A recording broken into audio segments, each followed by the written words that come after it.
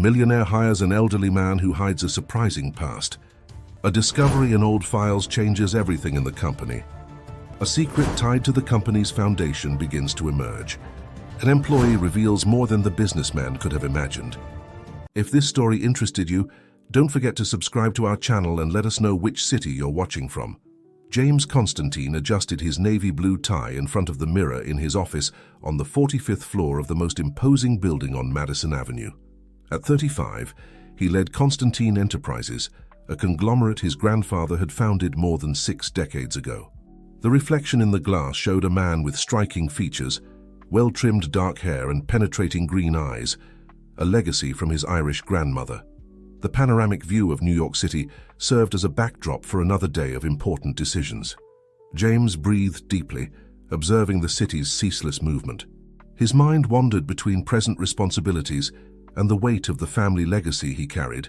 Constantine Enterprises wasn't just a company, it was the result of generations of hard work and, as he was beginning to suspect, untold stories. Soft knocks on the door interrupted his thoughts. Sarah, his executive assistant of 5 years, entered with a folder full of documents. "Good morning, James. The board is already gathered in the conference room. Dr. Richard seems particularly anxious today." Richard Parker, the majority shareholder and his father's right-hand man for decades, was a controversial figure in the company. At 63, he maintained considerable influence over the board, and his authoritarian personality frequently clashed with James's more progressive ideas. "Thank you, Sarah. Today will be an interesting day." James picked up his tablet and headed to the meeting, where he would present his newest initiative, an inclusion program that would revolutionize the company's hiring policies. In the conference room, tense faces awaited him. Richard, impeccable in his Italian suit, occupied his usual position to the right of the head chair, a subtle reminder of his influence. The other board members, mostly Richard's historical allies, maintained cautious expressions. "Gentlemen, good morning," James began, his firm voice echoing through the room. "Today I present a proposal that will not only modernize our company, but also position us as pioneers in corporate social responsibility." As he explained the inclusion program, which would open positions for older professionals, people with disabilities, and other underrepresented groups in the job market, James noticed Richard's growing discomfort. The partner drummed his fingers on the mahogany table, a habit James knew well, a sign of his disapproval. "With all due respect, James," Richard interrupted, his deep voice carrying decades of authority, "but this could compromise our efficiency. Constantine has always stood out for its technical excellence. We can't risk our reputation for some social experiments." James maintained his composure, although he felt his blood boiling. "Dr. Parker, research shows that diversity drives innovation. Moreover, life experience is a valuable asset. We've already structured the entire selection process and necessary training." The discussion extended for hours, but James managed to get approval by a slim margin. At the end of the meeting, as the board members were leaving, Richard approached. "Your father trusted me to guide you, James. Sometimes I wonder if you understand the true meaning of leading this company." There was something in Richard's tone that deeply bothered James. It wasn't just professional disagreement, it seemed personal, as if each of James's decisions was an affront to something greater. Back in his office, James contemplated the city again. The inclusion program would start in 2 weeks, and he had a feeling that this decision would change much more than just the company's human resources policy. Sarah entered again, this time with an old folder found in the dead files. "James, we found this during the organization for the new program. These are documents from your grandfather's time. I thought it might interest you." James opened the folder, yellowed by time. Among old contracts and financial reports, a photograph slipped onto his desk. In it, a young man smiled next to his grandfather at a company party. Something in that image intrigued him deeply, but he couldn't identify what. The sun was beginning to set over New York City, painting the sky in orange hues. James put the photo in his drawer, unaware that this piece of the past would be the first thread of a much larger plot that was about to unravel. The Constantine Enterprises inclusion program attracted hundreds of candidates in the first few weeks. Among resumes and interviews, one name in particular caught the attention of the Human Resources Department. Albert Sanders, 68 years old, with impressive experience in strategic management, although there was a mysterious gap in his professional history between 1990 and 2005. On the morning of the final interviews, Albert arrived at the Constantine building with British punctuality. He wore a well-cut suit, but without ostentation, and carried an old leather briefcase that seemed to contain decades of stories. His grey hair and elegant posture contrasted with the young and modern environment of the reception. Caroline Vance, HR director, personally conducted the interview with Albert. There was something about his presence that intrigued her, a mix of humility and natural authority she rarely found in candidates. "Mr. Sanders, your resume is impressive," Caroline began, "but I confess I'm curious about the period between 1990 and 2005. Could you tell us more about this phase?" Albert adjusted his gold-framed glasses with studied calm. "Those were years of reflection and learning, let's say. I dedicated myself to personal projects and informal consulting. Not all the most valuable experiences fit on a resume, do they?" His answer, although evasive, carried a confidence that disarmed Caroline. During the technical interview, Albert demonstrated a surprising knowledge about Constantine Enterprises' history, including details of old projects that even some current directors didn't know about. "The Phoenix Project of 1988, for example," Albert commented, "was a brilliant initiative that could have revolutionized the sector if it had followed its natural course." Caroline frowned. The Phoenix Project was rarely mentioned in the company's corridors, and its documentation was scarce in the archives. How did this man know so much about it? Albert's hiring was approved, and he was assigned to the Strategic Planning Department under the direct supervision of Mark Thompson, one of the few directors who openly supported the changes proposed by James. On his first day, Albert familiarized himself with the environment as if he already knew every corner of the building. During lunch in the executive cafeteria, several people noticed how he carefully observed the portraits of former presidents on the wall, lingering especially on the photo of the founder, Anthony Constantine. Patricia, a veteran analyst, commented to her colleagues, "Did you see how he looks at that photo? It's like he's revisiting an old friend." News of the new employee's exceptional competence soon reached the upper floors.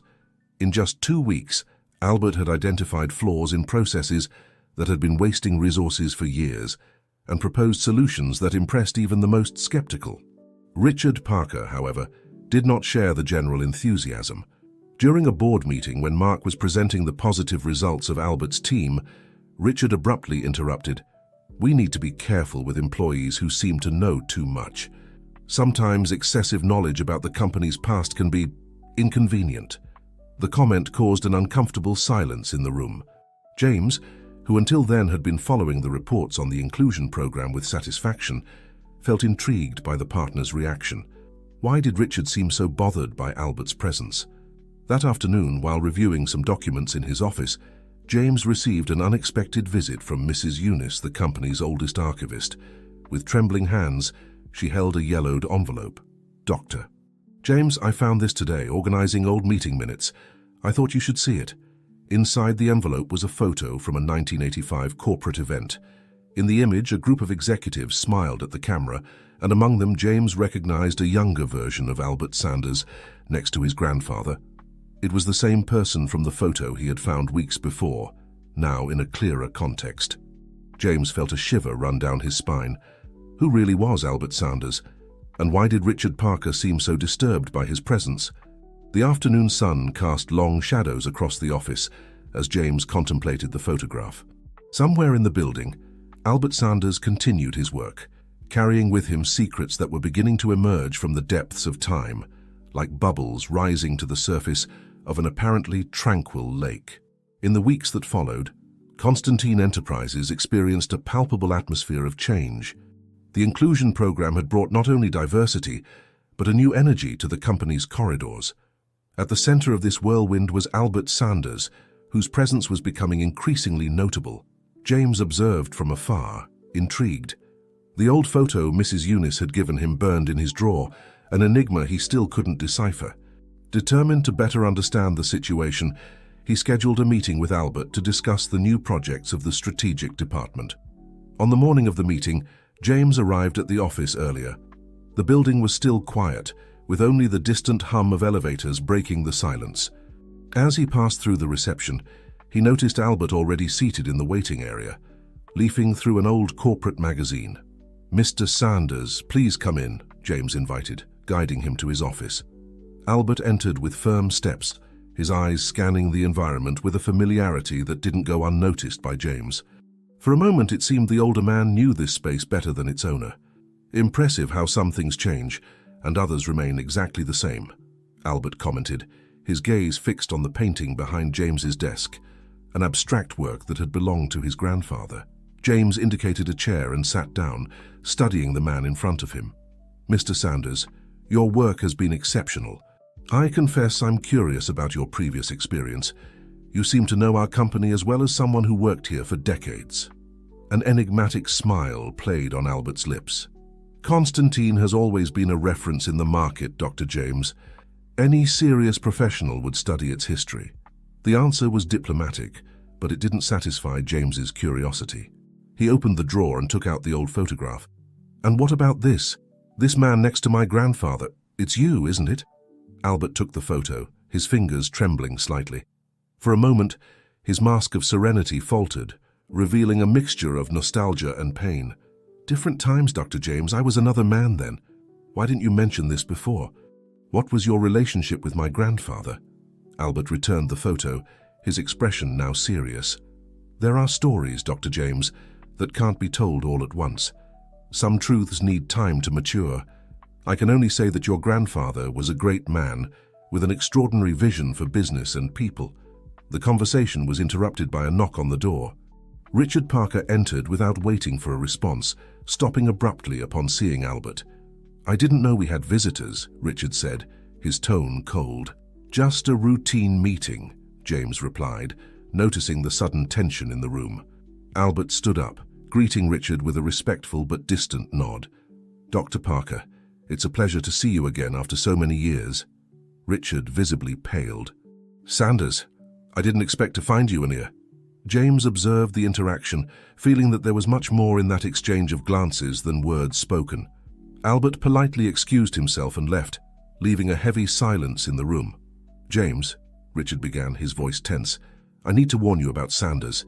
He's not who you think. In the past, his actions almost led this company to ruin." "What are you talking about, Richard? What actions?" Richard hesitated, as if carefully measuring his next words. "There are things about this company's past that you don't know, James. Things your father and I protected you from knowing. Sanders is dangerous. He has his own agenda." James felt a wave of frustration. "I'm tired of half-truths, Richard. If there's something I should know, tell me now." "It's not the right time yet," Richard responded, heading towards the door. "But keep an eye on him, and don't trust anything he says." After Richard's departure, James was left alone with his turbulent thoughts. The photo on his desk, Albert's enigmatic behavior, Richard's veiled warnings, everything pointed to a mystery much greater than he had initially imagined. That afternoon, walking through the company's corridors, James noticed the curious glances of employees. Rumors about the morning meeting were already circulating, fueling speculation about Albert's past and his connection to the Constantine family. In the strategic planning department, James found Albert absorbed in his work, analyzing graphs and spreadsheets with impressive concentration. For a moment he hesitated to approach, divided between curiosity and caution. Albert raised his eyes as if sensing James's presence. Their gazes met, loaded with unasked questions and answers yet to be given. James knew he was on the verge of discovering something that would forever change his perception of the company and his own family. Meanwhile, in his office on the upper floor, Richard Parker made a call, his voice low and urgent. "We need to meet. Sanders is back and I fear everything we've built is at risk." The sun was setting over New York City, casting long shadows across the corridors of Constantine Enterprises. Secrets long buried were beginning to emerge, threatening to unearth not only the company's past, but also the foundations upon which James had built his life and career. The buzz in the corridors of Constantine Enterprises grew each day. Albert Sanders' presence was becoming increasingly impactful, not just because of the impressive results his department was presenting, but also due to the rumors his enigmatic figure fueled. James, torn between admiration for Albert's work and the doubts planted by Richard, decided to delve deeper into the company's history. On a Friday afternoon after office hours, he headed to the dead files in the building's basement. The place was a labyrinth of metal shelves filled with dusty boxes and old file cabinets. James spent hours sifting through documents, contracts, and reports from the 1980s and 1990s. It was then that his tired eyes found a yellowed folder with Phoenix Project stamped on the side. Curious, James opened the folder. The first pages detailed an ambitious international expansion plan led by his grandfather and a promising young executive, Albert Sanders. The project seemed revolutionary for its time, but abruptly the report ceased in 1988 without explanation. As he leafed through the documents, an envelope fell to the floor. Inside, James found a series of letters exchanged between his grandfather and Albert. The content was cryptic, with references to difficult decisions and necessary sacrifices. The last letter, dated September 1988, was particularly intriguing. "My dear Albert, what happened tonight is unforgivable. I never imagined we would come to this point. The Phoenix Project was our chance to transform not just Constantine, but the entire American business landscape. Now I fear the price to pay may be too high. I'll do what I can to protect you, but you need to disappear for a while. It's the only way to keep everything under control. Remember, the truth always finds its way to the light. With regret, Anthony Constantine." James felt a chill run down his spine. What could have happened on that night in 1988, and why had his grandfather asked Albert to disappear? Absorbed in his thoughts, James barely noticed the arrival of Mrs. Eunice, the archivist. "Dr. James, you're still here?" she asked, surprised. James quickly composed himself. "Mrs. Eunice, good to see you. I need your help. What do you know about the Phoenix Project?" The lady's expression changed instantly, a mixture of fear and sadness taking over her wrinkled face. "Oh, my boy. That's a dark chapter in our history. Few still remember, and those who know prefer to forget." Intrigued, James pressed for more information. "Mrs. Eunice hesitated, looking nervously around before speaking in a low voice. "The Phoenix Project was your grandfather's and young Albert's dream. They planned to expand the company in a way never seen before, but something went terribly wrong. There was a meeting, heated discussions. The next day, Albert had disappeared and your grandfather was never the same. And Richard? What was his role in all this?" James asked, remembering the partner's reaction upon seeing Albert. Mrs. Eunice sighed deeply. "Dr. Parker was the company's lawyer at the time. He was very involved in the events of that night. After that, his rise in the company was meteoric. The pieces of the puzzle were starting to fit in James's mind, although the complete picture was still far from being revealed.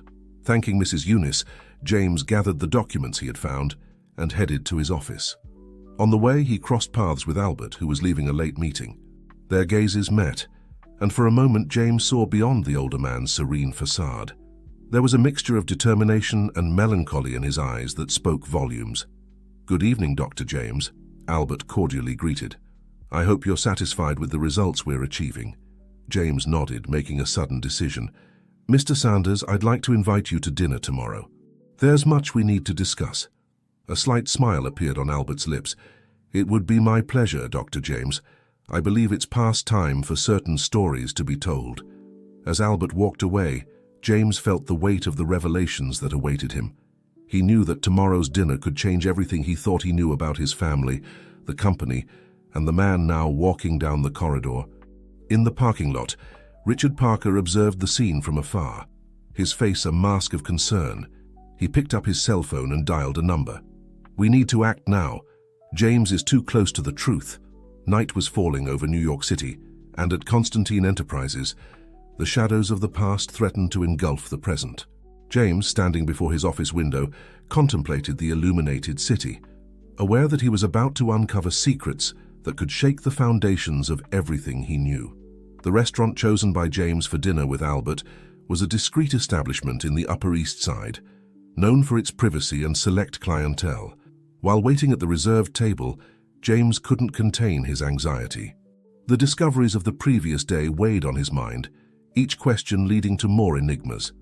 Albert arrived punctually at 8 p.m., wearing an elegant grey suit that seemed to carry decades of stories.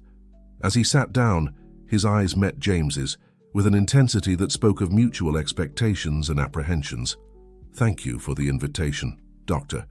"James," Albert began, his calm voice contrasting with the tension in the air, "I imagine you have many questions." James nodded, pouring wine for both before responding. "Mr. Sanders, I found documents about the Phoenix Project. I need to understand what happened.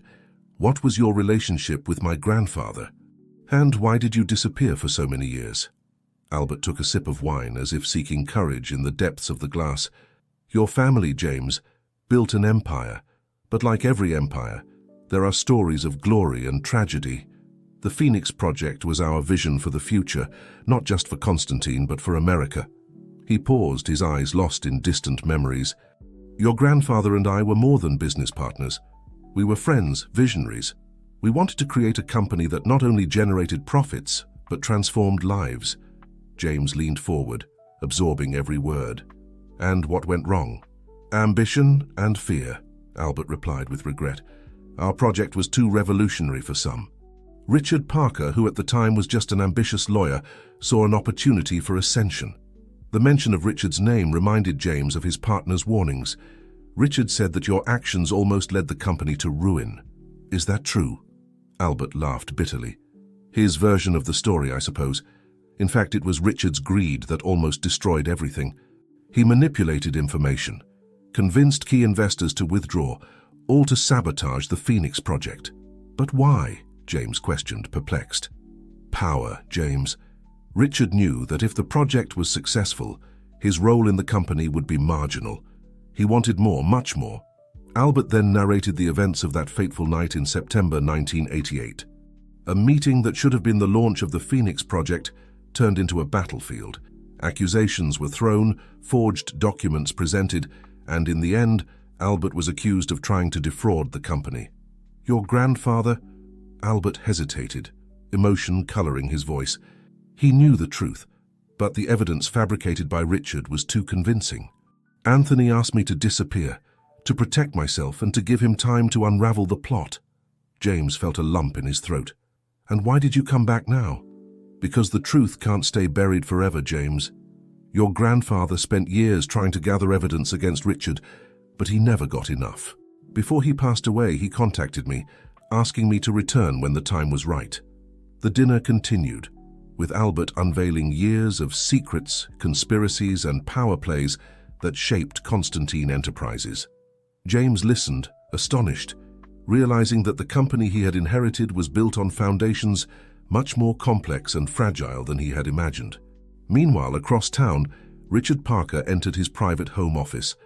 On his desk, a folder containing documents that could incriminate Albert and protect his position. He picked up the phone, dialing a familiar number. "It's done," said the voice on the other end of the line. "The documents you requested are ready. It will be enough to discredit Sanders once and for all." Richard smiled, a cold and calculating gesture. "Excellent. Tomorrow, at the board meeting, we'll put an end to this story." Back at the restaurant, dinner was coming to an end. James and Albert stood up, the weight of the revelations visible on their faces. "Mr. Sanders." "Albert," James began, "thank you for your honesty. I promise I'll do whatever it takes to correct the mistakes of the past." Albert placed a hand on James's shoulder, a paternal gesture. "You're very much like your grandfather, James. He would be proud. But remember, Richard won't give up easily. He has a lot to lose." As they said goodbye, James felt the weight of responsibility on his shoulders.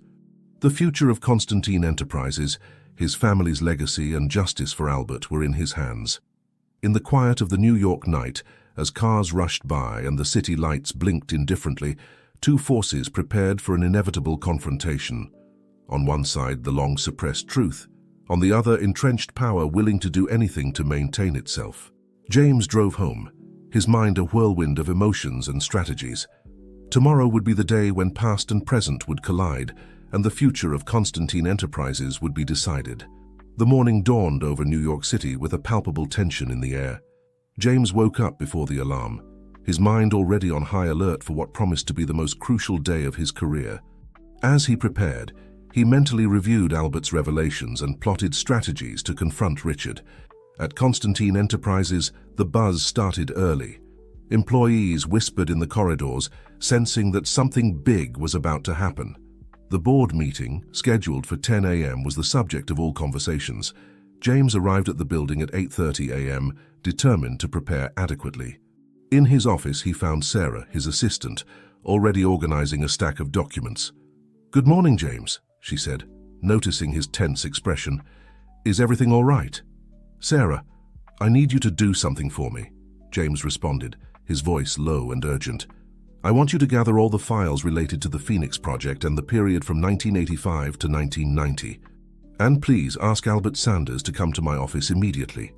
As Sarah left to fulfill her tasks, James received a text message from Mark Thompson, the director of the department where Albert worked.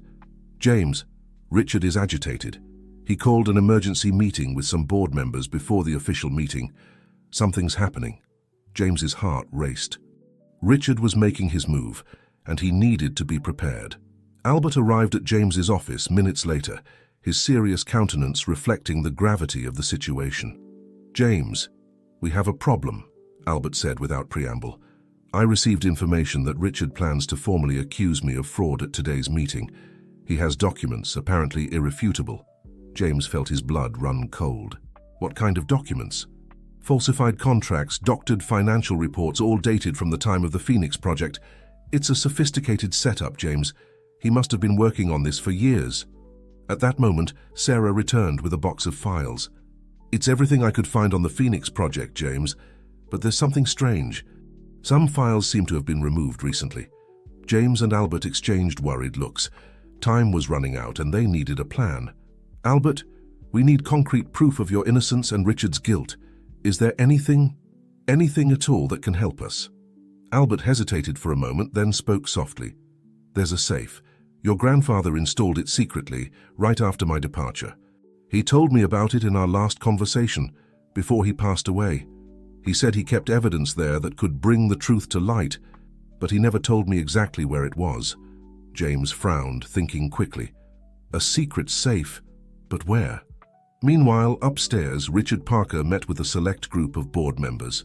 His confidence was evident as he presented the incriminating documents against Albert. "Gentlemen, today we will finally expose the truth about Albert Sanders and his attempt to defraud our company decades ago. James is young and idealistic, easily deceived by sentimental stories, but we know better. Oh, it's our duty to protect Constantine Enterprises." Back in James's office, the search for the secret safe intensified. James, Albert, and Sarah scoured every inch of the office that once belonged to Anthony Constantine. "Wait," James said suddenly, looking at the abstract painting behind his desk, the same one Albert had commented on days ago. "This painting. My grandfather always said he kept his greatest treasures behind art." Carefully, they removed the painting, revealing a small safe built into the wall. James felt his heart race as he typed in the combination, the company's founding date. The safe opened with a soft click, revealing an old folder and a modern USB drive. James opened the folder, finding a letter addressed to him, written by his grandfather. "My dear grandson, if you're reading this, it means the time has come for the truth to come to light. In this folder and on the USB drive, you will find all the necessary evidence to expose Richard Parker's betrayal and clear Albert Sanders' name. Use them wisely and courageously. Always remember, Constantine Enterprises was built on values of integrity and innovation. Don't let the ambition of a few destroy the dream of many. With love and trust, your grandfather, Anthony."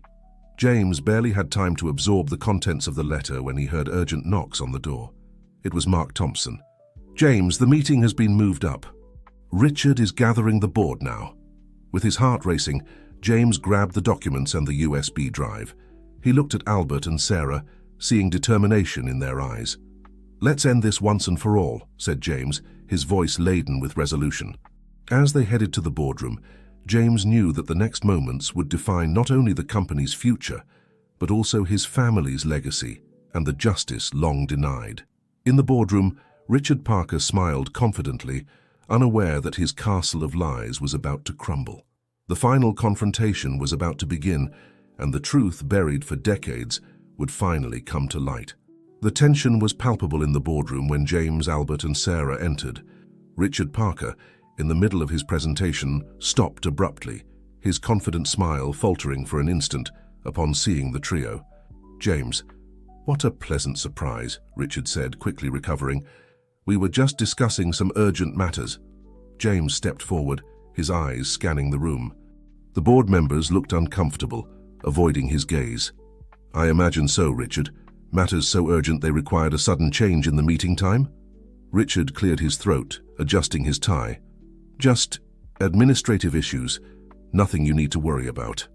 "On the contrary," James replied, his voice firm. "I believe everyone here should be concerned about what's about to be revealed." A murmur ran through the room. James signaled for Albert and Sarah to approach as he connected the USB drive to a laptop. "Ladies and gentlemen of the board," James began, his voice echoing through the room. "For years, this company has operated under a shadow, a carefully constructed lie that has distorted our history and our values." Richard tried to interrupt. "James, this is ridiculous. We have serious matters to discuss, including Mr. Sanders' fraudulent actions in the past." "Fraudulent?" James retorted, his eyes flashing. "I think it's time we examine who really committed fraud here, Richard." With a click, James projected the documents found in the secret safe onto the screen. Emails, contracts, and financial reports began to parade before the astonished eyes of the board members.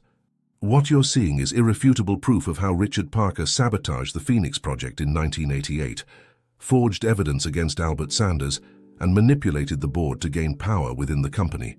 Richard's face visibly paled. "This is absurd. These documents are clearly falsified." Albert stepped forward. "No, Richard. These are the original documents, safely kept by Anthony Constantine. He knew that one day the truth would need to come to light," James continued, his voice gaining strength. "My grandfather spent years collecting this evidence, waiting for the right moment to expose the truth.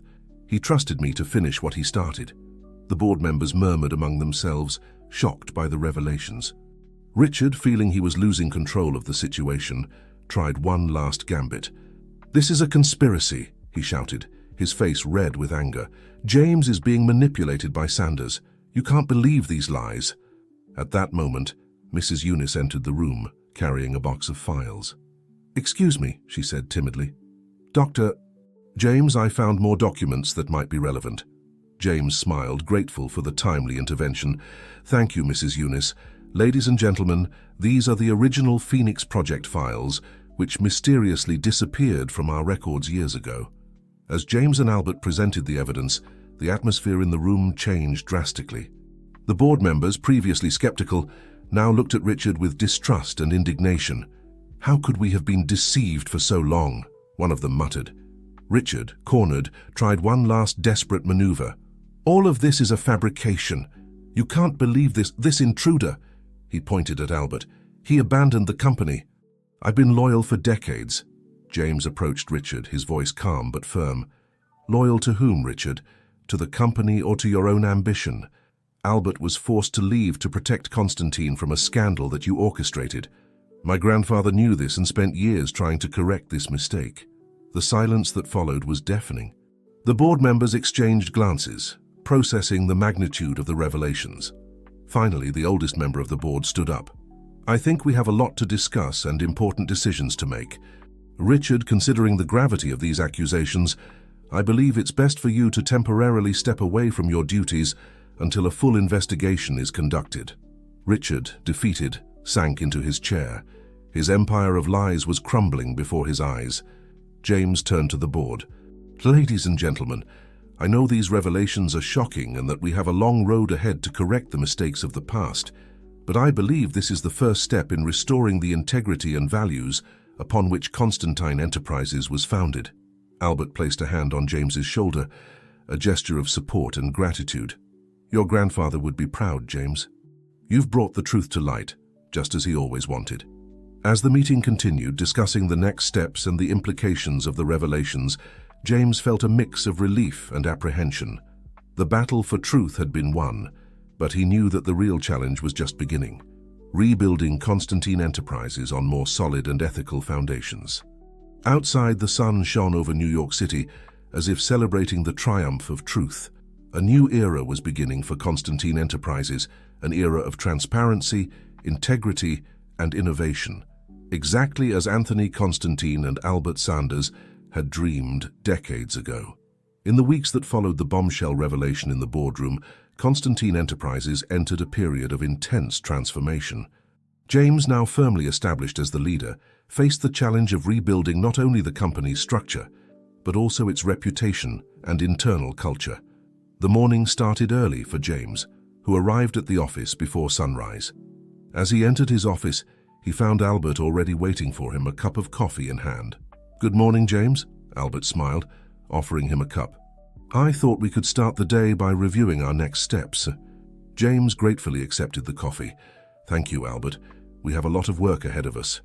The two sat down, spreading documents across the desk.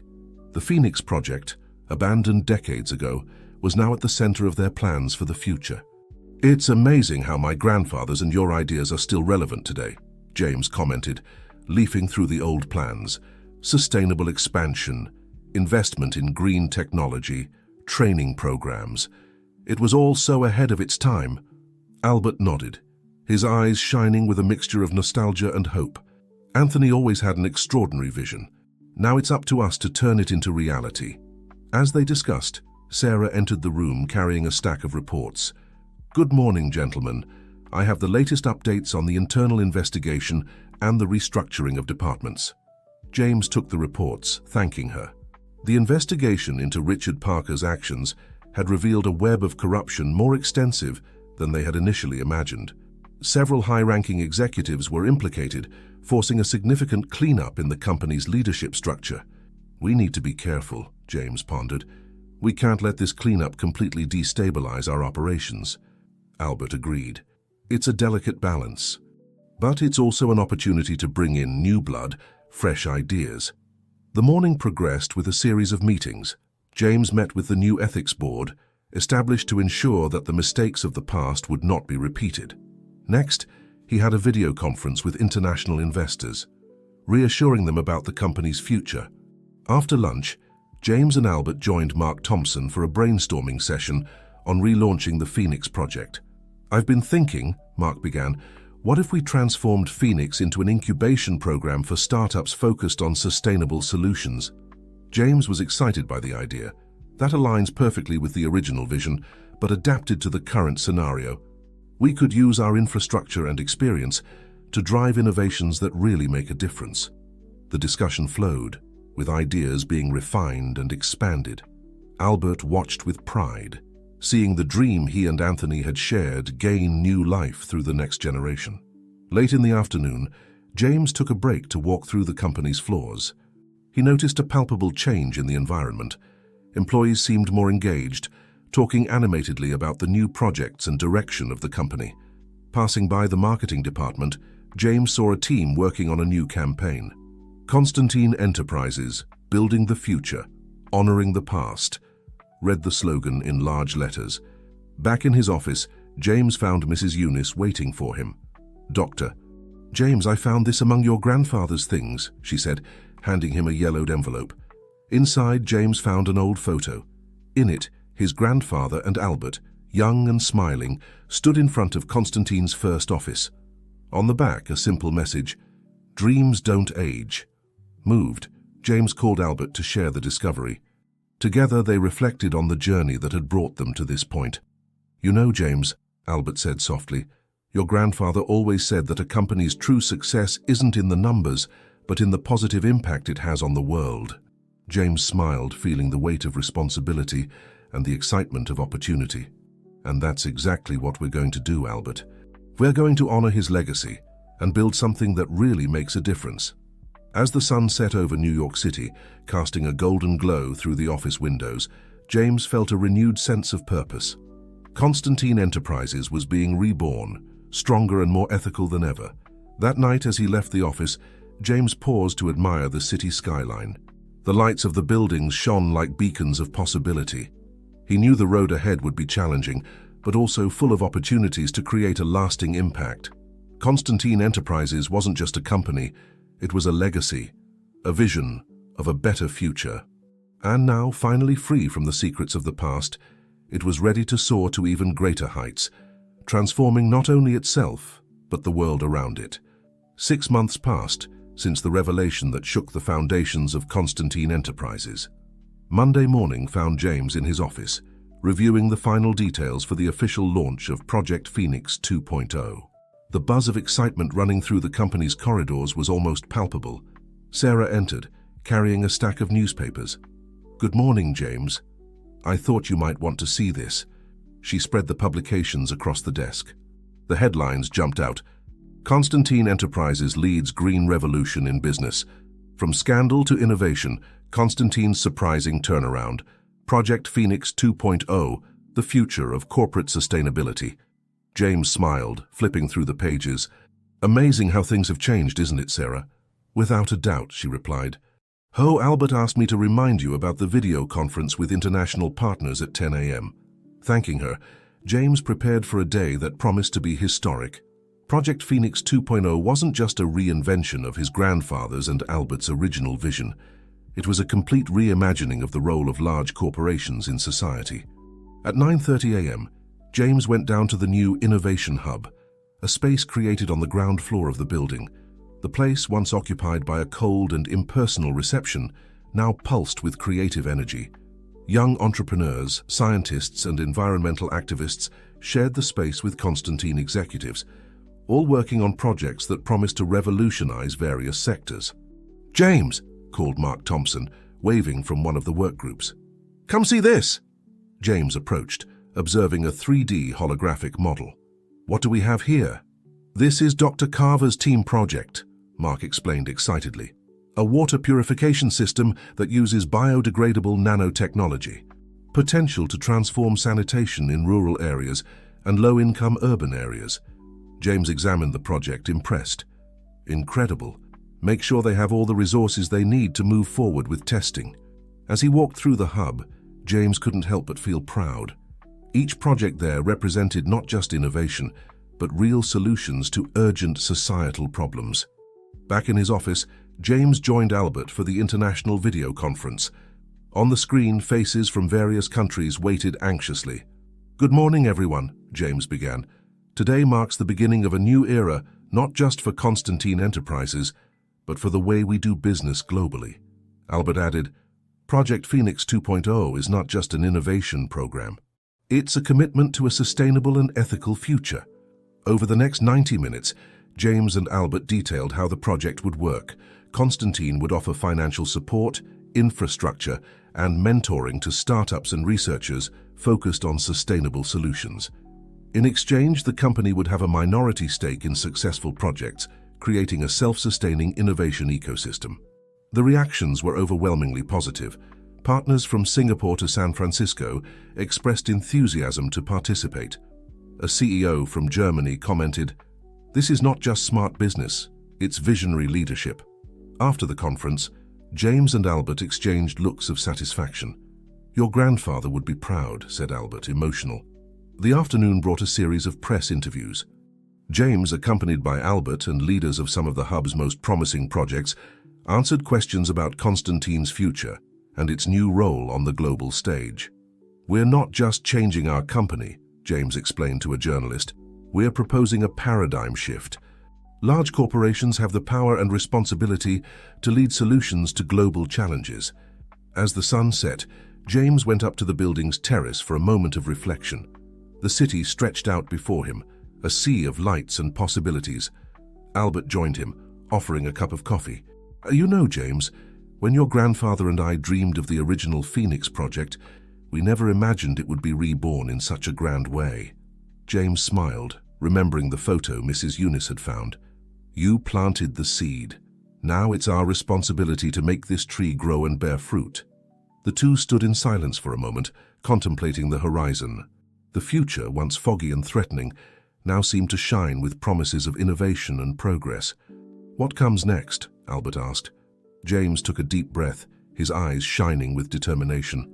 "Now, Albert, we begin the real journey. We have a world to change, and Constantine Enterprises will be the spark that ignites this transformation." As night fell over New York City, the lights of the Constantine building shone like a beacon of hope and innovation. Project Phoenix 2.0 wasn't just the rebirth of a company, it was the beginning of a new era in global business, where success would be measured not just in profits, but in positive impact on the planet and society. James knew that enormous challenges awaited them, but for the first time in a long time, the future seemed full of limitless possibilities. Constantine Enterprises was ready to lead the way to a brighter, more sustainable tomorrow. A year passed since the launch of Project Phoenix 2.0, and Constantine Enterprises had transformed into a global epicenter of sustainable innovation. James, now recognized as one of the most visionary business leaders of his generation, walked through the corridors of the Innovation Hub, which now occupied 3 entire floors of the building. The buzz of activity was contagious. In one corner, a team of engineers was testing a new construction material made entirely from recycled plastic waste. In another, biologists were animatedly discussing a reforestation project using drones and AI. The energy of the place was palpable, a mixture of hope and determination. James stopped in front of a large digital mural that displayed the global impact of Constantine's projects. Impressive numbers flashed on the screen. Millions of liters of clean water provided to underprivileged communities, tons of CO2 removed from the atmosphere, thousands of jobs created in green technologies. Impressive, isn't it? Albert's voice surprised him. James's mentor, now officially reinstated as a senior consultant to the company, smiled with pride. It's more than impressive, Albert. It's transformative, James replied, emotional. Each number here represents changed lives, renewed hopes. Together, they headed to the main conference room, where an important meeting was about to begin. Representatives from the United Nations, leaders of major environmental NGOs, and CEOs of other global corporations were waiting. James opened the session with confidence. Ladies and gentlemen, welcome to Constantine Enterprises. A year ago, we launched Project Phoenix 2.0 with the promise of redefining the role of corporations in society. Today, we are here to expand this vision on a global scale. Over the next 2 hours, James and his team presented the Gaia Initiative, an ambitious collaboration program between companies, governments, and non-governmental organizations to accelerate solutions for climate change and social inequality. The presentation was received with enthusiasm. A UN representative commented, "What you are proposing here is not just a corporate project, it's a new model of global governance for sustainable development." After the meeting, James found a moment to reflect in his office. Looking out the window, he remembered the day he took over the company's leadership, carrying the weight of secrets from the past. Now Constantine was a symbol of transparency and progress. A soft knock on the door interrupted his thoughts. It was Mrs. Eunice, carrying an old box. "Dr. James, I found this in the old archive. I think you'll want to see it," she said, placing the box on the desk. Intrigued, James opened the box. Inside, he found his grandfather Anthony's diary. The yellowed pages contained not only personal reflections, but also visions for the future that seemed almost prophetic. Moved, James read aloud a passage. "The true purpose of a company is not just to generate profit, but to be a catalyst for positive change in the world. I dream of the day when Constantine will be known not for the size of its bank account, but for the depth of its impact on society." Albert, who had quietly entered the room, commented with a choked voice, "Anthony was always a visionary. He saw the future we're building now." James closed the diary, feeling a deep connection to his grandfather's legacy. "And now it's up to us to carry this vision forward." That night, Constantine Enterprises hosted a gala event to celebrate the first anniversary of Project Phoenix 2.0 and officially launched the Gaia Initiative. The building's terrace was transformed, with soft lights and a stunning view of the city. James took the stage to deliver his speech, looking at the diverse audience of innovators, leaders, and visionaries who were now part of the Constantine family. "A year ago, we gathered here to reimagine the future," he began. "Today, we celebrate not just our achievements, but the beginning of an even greater journey. The Gaia Initiative is not just a Constantine project. It's a call for all companies, governments, and citizens to unite for a sustainable future." As James spoke, images of successful projects and inspiring stories were projected behind him. Smiling faces of benefited communities, reborn forests, cities transformed by clean technologies. The legacy we honor today is not just that of the Constantine family, but of humanity as a whole. Each of us has the power and responsibility to shape the world we want to see. As he concluded his speech, James raised a glass.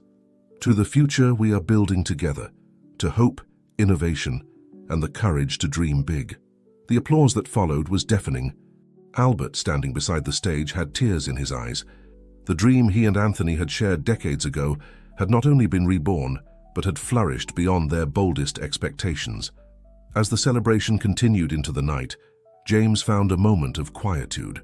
Looking at the city stretching below, he felt a deep sense of accomplishment and, at the same time, anticipation for what was to come. Constantine Enterprises had transformed from a company haunted by secrets of the past into a beacon of hope for the future. And this, James knew, was just the beginning. His grandfather's and Albert's legacy was alive, not just in the company's corridors, but in the impact they were having on the world. The journey that had begun with a painful revelation had culminated in a revolution of purpose and innovation. As the city lights twinkled, James smiled, knowing that the real work, that of building a better future for all, was only just beginning. And Constantine Enterprises would be at the forefront of this transformation, leading the way to a brighter and more sustainable tomorrow.